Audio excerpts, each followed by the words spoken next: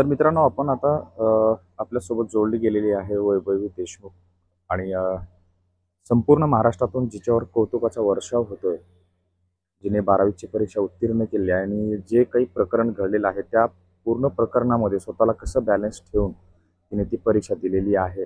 आणि आज तिचा वाढदिवस देखील आहे. तिला वाढदिवसाच्या सुद्धा आज खूप खूप शुभेच्छा. कारण आज 12वीचा निकाल लागल्याच्या नंतर आज तिच्या वडिलांना 5 महिने पूर्ण झाले आहेत. आज 5वं मासिक आहे आणि का रिझल्ट ज्या दिवशी लागलेला आहे त्या दिवशी सुद्धा कौतुकाची थाप पाठीवरती तिच्या वडिलांची नव्हती.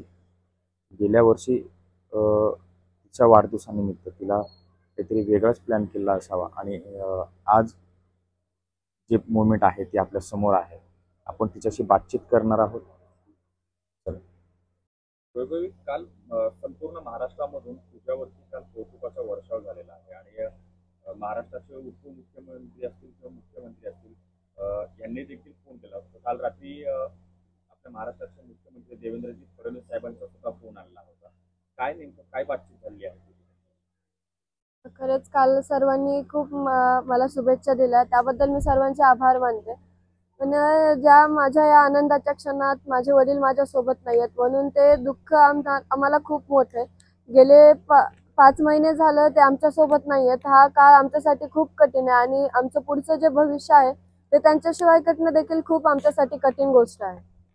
आणि काल सुप्रियाताईंनी सुद्धा तुला बातचीत केली आहे. पुढचा जो काही तुझा प्लॅन आहे, पुढे जे 12वीच्या नंतर जे काही तू करायचं जे ठरवलेलं आहे त्याच्या बाबतीत सुद्धा तुझ्याशी बातचीत केलेली आहे. आणि आपले महाराष्ट्राचे उपमुख्यमंत्री आदरणीय एकनाथजी शिंदे साहेब यांनी सुद्धा तुझ्याशी बातचीत केली आहे. नेमकं शिंदे साहेबांची काय बातचीत झालेली आहे?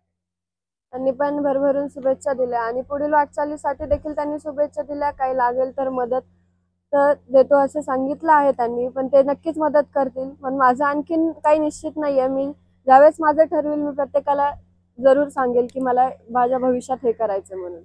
आता देवेंद्र फडणवीस साहेबांचा ज्यावेळेला फोन आला होता त्यावेळेला तू त्यांच्याकडे न्यायाची मागणी देखील केली आहे, तर काय म्हणाले त्या बाबतीत? म्हणजे जे आत्ताचा तुमचा प्रश्न होता की भविष्यात काय करायचंय, पण मला असं वाटतं की भविष्यात मी नक्कीच काहीतरी करेल, पण त्यासाठी मला माझ्या वडिलांना आधी न्याय मिळवून द्यायचा.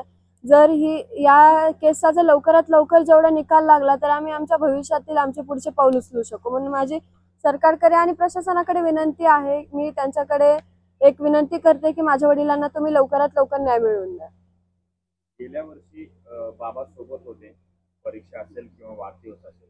आज बाबा नाही आहेत सोबत आणि कुठेतरी ती खंत एक आहे. संपूर्ण महाराष्ट्र आज बाबा नाही आहेत, पण संपूर्ण महाराष्ट्र त्या बाबांच्या रूपाने आज तुझ्या पाठीशी उभा आहे.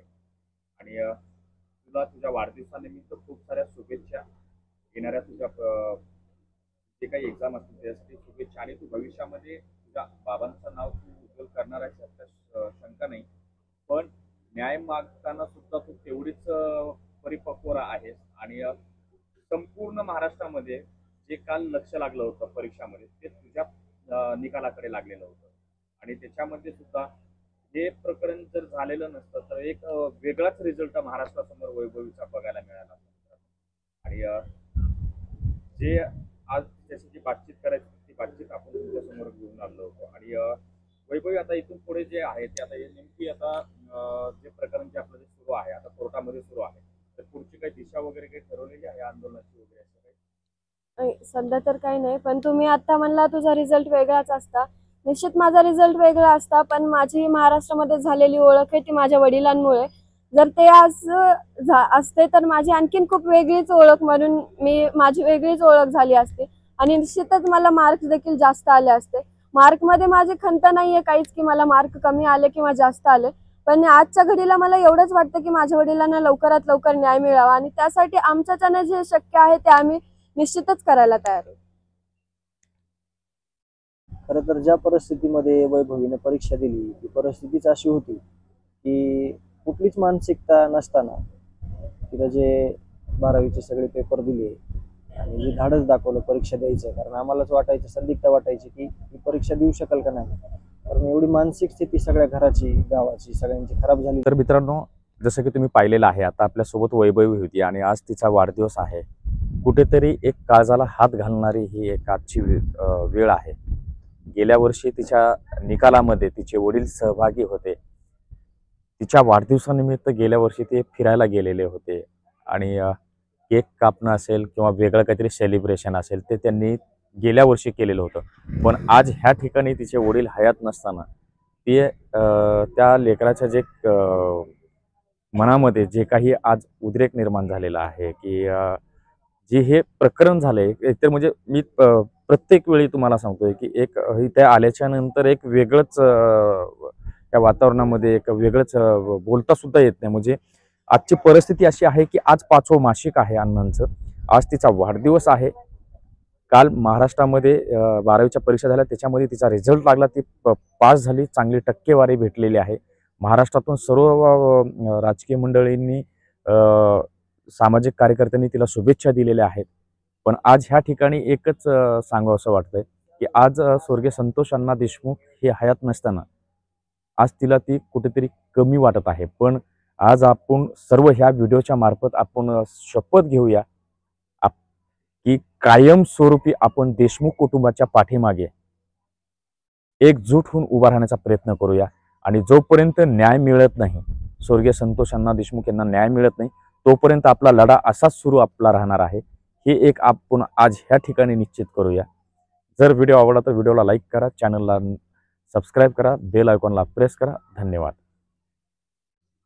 तर मित्रांनो, जसं की आपण पाहिलेलं आहे, आता आपल्या सोबत स्वर्गीय संतोष अण्णा देशमुख यांचे बंधू धनंजय भाऊ देशमुख हे होते आणि आपण ह्या ठिकाणी आज मसाजोग ह्या ठिकाणी आलेलो होतो. आणि पाहायला जर गेलं तर कुठंतरी एक वेगळीच काहीतरी आज महाराष्ट्रामध्ये जे रिझल्ट लागल्यापासून सर्वांनी फोन केले, पण मनामध्ये कुठेतरी असं त्या लेकरांच्या असेल की आज जर वडील जर कौतुक करायला जर असते तर किती बरं झालं असतं. कारण आज तिचा वाढदिवस आहे आणि वाढदिवसाच्या दिवशी अण्णांचं 5वं मासिक आहे.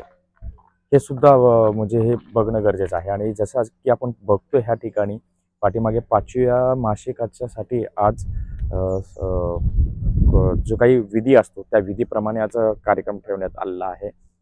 आणि धनंजय भाऊ देशमुख यांनी जसं सांगितलेलं आहे की आम्हाला फक्त प्रतीक्षा आहे ती न्यायाची. कारण आता जे कोर्टात जे प्रकरण जे चालू आहे त्यामार्फत लवकरात लवकर आम्हाला न्याय पाहिजे. आणि आपण अल्लाह परमेश्वराचरणी एकच प्रार्थना करू शकतो की लवकरात लवकर ह्या कुटुंबाला, देशमुख कुटुंबाला न्याय मिळावा. अल्लाह परमेश्वर त्यांना शक्ती देवो. कारण जी घटना जी घडलेली आहे ती घटना एक अमानुष प्रकारे घडलेली आहे. जाता जाता एकच सांगतो, जर व्हिडिओ आवडला तर व्हिडिओला लाईक करा, चॅनलला सबस्क्राईब करा, बेल आयकॉनला प्रेस करा. धन्यवाद.